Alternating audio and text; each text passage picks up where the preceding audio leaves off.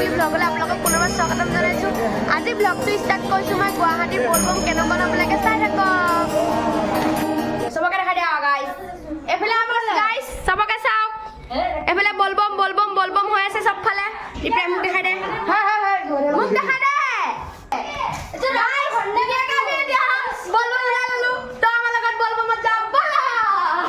Guys style লাগিছে, style style মোতকৈ style বেছি একদম মানে। আমি এতিয়া ওলাই মেলি ৰেডি হৈ গ'লো ধুনীয়াকৈ, এতিয়া যাব লাগে তো গৈ থাকোঁ নে কি কয়। এইফালে আমাৰ ৰজা ৰেডি হৈ আছে একেবাৰে। কি নেপালী নেকি এইটো? কি নেপালী তুমি নেকি? কি নুমটো তলা মৰা চেনেল নিপিন্ধো, চেনেল নিপিন্ধিবা, চেনেল ক'ৰবাত হেৰাব।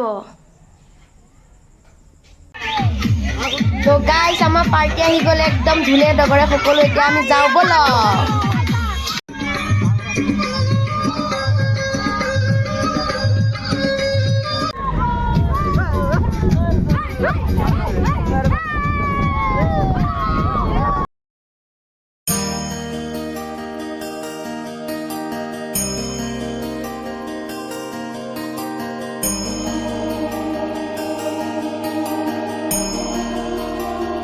আমি যিহেতুকে হাজোৰ পৰা গৈ আছোঁ, এয়া হৈছে আমাৰ শ্ৰী শ্ৰী গণেশ মন্দিৰ আজ্ঞাধুৰী। তাতে মানে আমাৰ বলবমত যোৱা যাত্ৰীসকল ৰয় অলপমান সময়।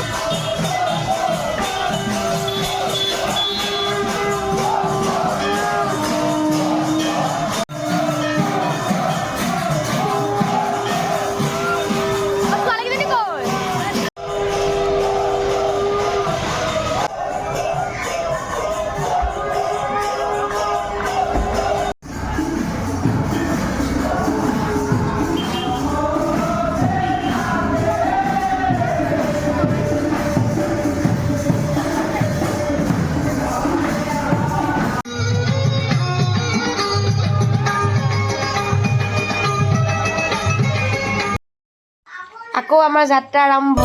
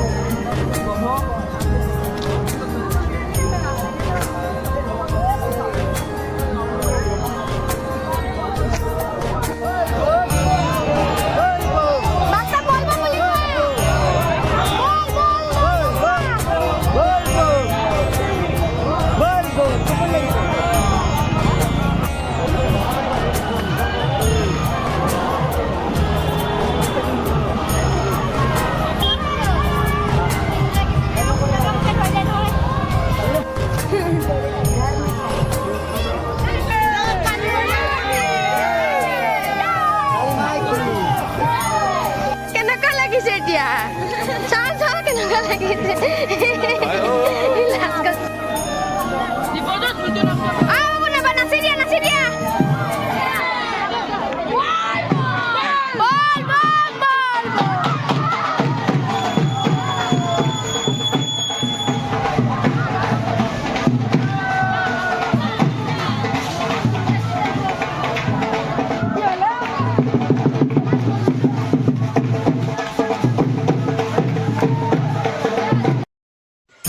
গাইজ ভক্তপ্ৰাণ ৰাইজক দেখি অনুমান কৰিব পাৰিছে কিমান মানুহ, অগণন মানুহ আপুনি গণিব নোৱাৰে। ইয়াত যদি কেনেবাকৈ হেৰাই যায় আৰু কেনেকৈ লগ পাব ঠিকনা নাই। ইয়াত বেলেগ এলাউন্স নাই, অকল মানুহ হেৰা এলাউন্সেই মানে কৰি থাকে, মানে এনি টাইম মানুহ হেৰায়ে থাকে। আৰু আমি ফাইনেলি গাইজ মানে 4-5 কিলোমিটাৰমান পদযাত্ৰা কৰাৰ পাছত ফাইনেলি আমি বৈশিষ্ট্য মন্দিৰ পাই গ'লোহি। তো ব'লা।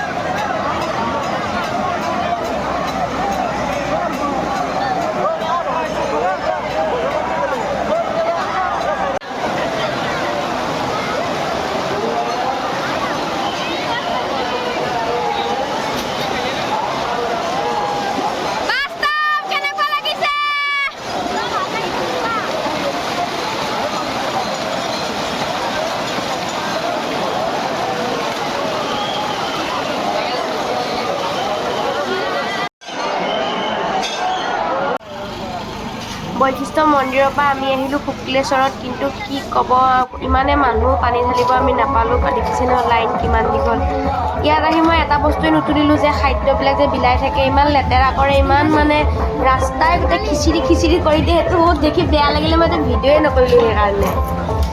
আৰু ইয়াৰ পৰাই মানে আমি ঘৰলৈ এতিয়া বিদায় ল'ম আৰু।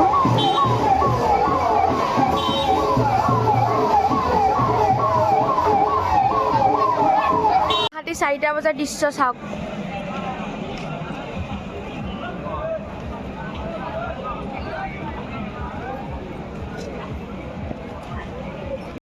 গাইজ এতিয়া বাজিছে 4 বাজিছে এতিয়া, আৰু আমি বৰ্তমানলৈকে এতিয়া বলবমতে আছোঁ। মানে ধুনীয়াকৈ আপুনি চাব পাৰে এতিয়াও মানুহ কিমান ভৰ্তি হৈ আছে, একদম ৰাস্তা চব ব্লক কৰি দিছে মানুহে। আৰু কি ক'ব, দুখৰ কথা, পানীটো ঢালিব নোৱাৰিলোঁ কাৰণ বহুত দীঘল লাইন। আমি ভাড়া গাড়ী লৈ আহিছোঁ যিহেতুকে আমাৰ কাৰণে কোনো ৰখি নাথাকে, সেইকাৰণে আমি বেলেগ এটা মন্দিৰতে পানীটো ঢালিম বুলি ভাবিছোঁ। আৰু এতিয়া গৈ পিনে অলপ ঘৰত শুম। তো আজি ভ্লগটো এতিয়া সামৰণি মাৰিছোঁ। তো বাই আজিলে।